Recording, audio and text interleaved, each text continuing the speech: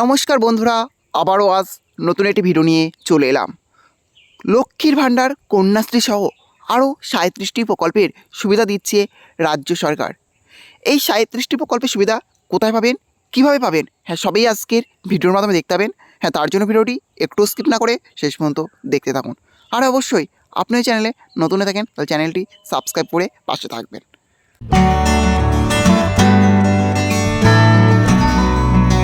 মমতার নতুন ঘোষণা, জানলে আনন্দের সাগরে ভাসবেন। বাংলার মানুষের জন্য আরও 37টি প্রকল্প আনার পরিকল্পনা করেছে মমতা সরকার। মমতা বন্দ্যোপাধ্যায় একটি নতুন সরকারি কর্মসূচি ঘোষণা করেছেন, যা সমগ্র বাংলার মানুষের জন্য উপকারী হবে। দুয়ারে সরকার নামে এই কর্মসূচি 24 জানুয়ারি থেকে শুরু হয়েছে।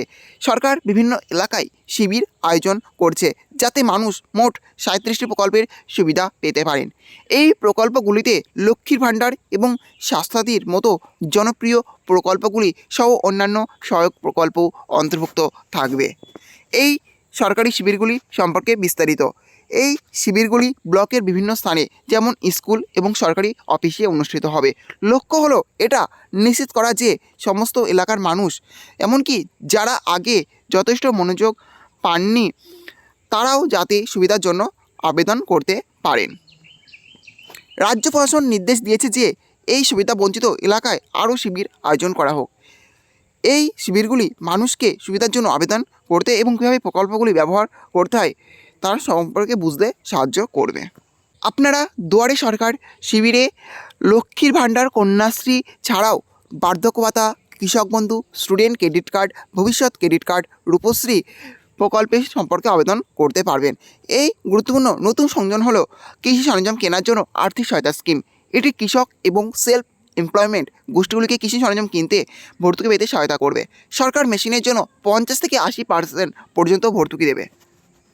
ক্যাম্পগুলি কখন এবং কতক্ষণ চলবে? ক্যাম্পগুলি 24 জানুয়ারি শুরু হয়েছে এবং 1 ফেব্রুয়ারি পর্যন্ত চলবে। এই সময়ের মধ্যে লোকেরা এই স্কিমগুলির মাধ্যমে প্রদত্ত সমস্ত সুবিধার জন্য আবেদন করতে পারবে। ক্যাম্পগুলি শেষ হওয়ার পরে সরকার 28 ফেব্রুয়ারির মধ্যে সমস্ত আবেদন পর্যালোচনা করবে। এটি মনে রাখা গুরুত্বপূর্ণ যে এই স্কিমগুলির সাথে সম্পর্কিত কোনো পরিষেবার বিনিময়ে কাউকে অর্থ চাইতে দেওয়া হবে না। রাজ্য সরকার কঠোরভাবে নির্দেশ দিয়েছে যে কাউকে অতিরিক্ত চার্জের সম্মুখীন হতে হবে না।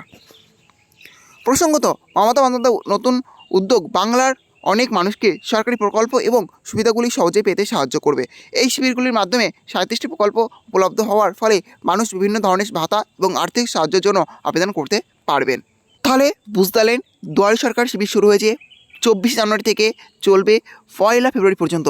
আপনারা যদি এগুলির মধ্যে কোনো একটি প্রকল্পের সুবিধা থেকে বঞ্চিত হয়ে থাকেন তাহলে অবশ্যই আপনারা ক্যাম্পে যান এবং দুয়ারে সরকার শিবিরে গিয়ে আপনি যে সুবিধা নিতে চান সেটা সম্পর্কে আবেদন করুন এবং সুবিধা গ্রহণ করুন। তাহলে বুঝতে পারলেন, এই ছিল আজকের আপডেট।